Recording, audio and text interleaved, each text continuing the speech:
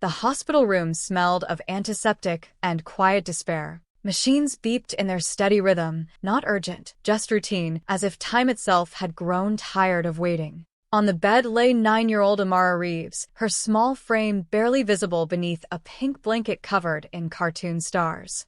Her dark curls spilled across the pillow, her skin pale, her lips still. She hadn't spoken, moved, or opened her eyes in over a week. One moment, she had been laughing at the breakfast table with her father. The next, she collapsed while tying her shoes for school. Doctors called it an acute cerebral shutdown, something so rare that even the best neurologists could only shrug. Some said she might wake.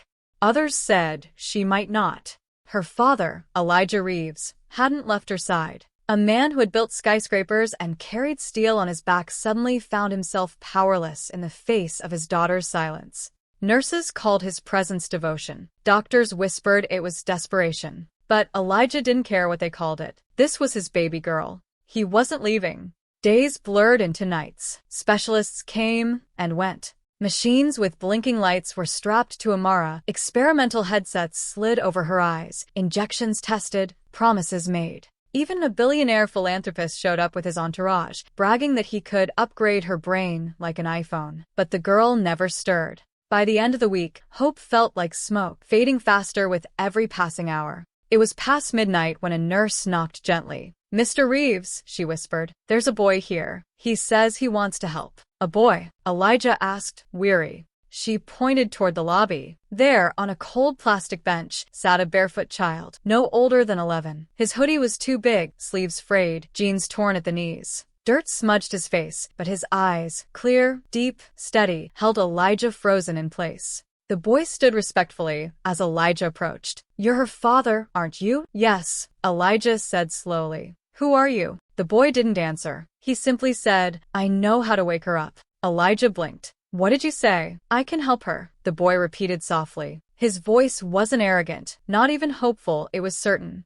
Elijah almost laughed. He was exhausted, broken, desperate. "You're just a kid." The boy nodded. "Sometimes it takes someone small to remind people of big things. Your daughter isn't lost. She's listening, but she doesn't know if it's safe to come back." Elijah's chest tightened. "What does she need?" The boy met his eyes. "Your truth. Not the strong face you've been showing her. She needs your pain. She needs to hear what you've hidden." For a long moment, Elijah couldn't speak. Then he looked at his daughter, her hand limp in his. "And the dam broke." "I wasn't there, baby," he whispered, voice cracking. "I was at work. I missed your breakfast, your smile. I should have noticed. I should have stayed longer that morning. I should have told you how proud I was." His words turned to sobs. "Please come back. I'll never miss another second. I promise." The monitor beeped faster. Just once. Enough to make the nurse gasp. Elijah stared. "Did you see that?" The boy nodded calmly. "She heard you." Then he stepped back toward the door. "Wait," Elijah called. "What's your name?" "They call me Isaiah," the boy said, then vanished into the hallway without another sound.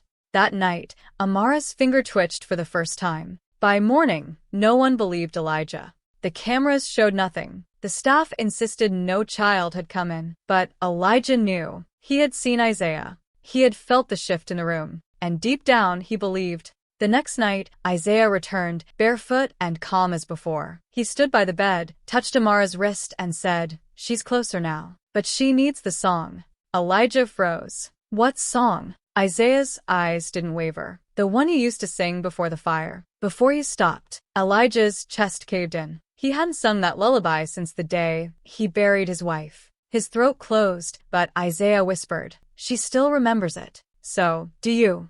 With shaking hands, Elijah sat by the bed and forced the words out. His voice cracked, but the melody was still there, carried by memory. "There's light in the shadows, and stars in the rain. Hold on, little dreamer, you'll fly once again." The monitor jumped. Amara's fingers twitched again. The nurse gasped. Elijah clutched her hand, tears falling freely. Isaiah nodded once, like a teacher satisfied with his student, and said softly, "Now she knows the way back." "Why are you helping us?" Elijah whispered. Isaiah looked at him with ancient sadness in his young eyes. "Because once, I was the child no one came back for.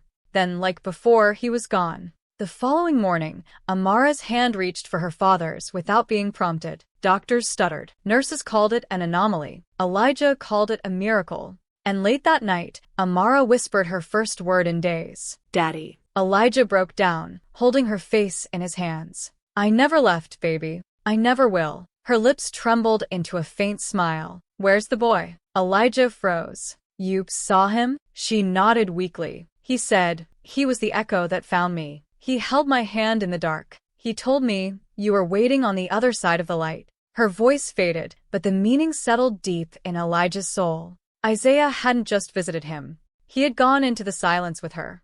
In the weeks that followed, Amara grew stronger. Elijah sold his expensive cars, his vacation house, and poured the money into something new, a center for children called Voices at Dawn. Its motto was simple: where silence ends, healing begins. On its front wall, Amara painted a mural of a barefoot boy reaching out of the shadows, a single line beneath it. He didn't have wings. He had faith. Reporters asked about Isaiah. Was he real? Where was he now? Elijah always answered the same way. His name was Isaiah. "I don't know where he is, but I know where he was when it mattered." One evening, months later, Elijah and Amara passed an old man playing a harmonica by the closed train station. At his feet was a cardboard sign: "You're not lost. You're just not finished yet." Amara gasped. "Daddy, that's what Isaiah said." The man smiled through his grizzled beard. "I heard it from a boy once. A boy who carried only truth." That night, Amara stood at her bedroom window, staring at the moon. "What if Isaiah finds another little girl who's lost?" she whispered. Elijah brushed her hair back gently. "Then I hope someone nearby is singing." Amara nodded. "We should teach the world to sing, Daddy." And they did. Together, they created a channel called Isaiah's Echo, where Amara shared her story and Elijah shared the songs that had carried her back. Within weeks, millions listened. Thousands wrote messages saying, "I thought I was lost, but now I think maybe I'm just not finished yet." On the anniversary of her waking, Amara stood on stage at the Voices at Dawn Center and sang the lullaby Isaiah had given back to her. And in the back row, Elijah thought he saw a boy with dust on his face and bare feet, smiling quietly. When their eyes met, the boy vanished once more. No applause could explain it. No science could chart it. But Elijah knew the truth. Sometimes miracles aren't thunder or lightning. Sometimes they're dirt under a child's nails, a song in the dark, or a whisper that says, "You're not lost, you're just not finished yet."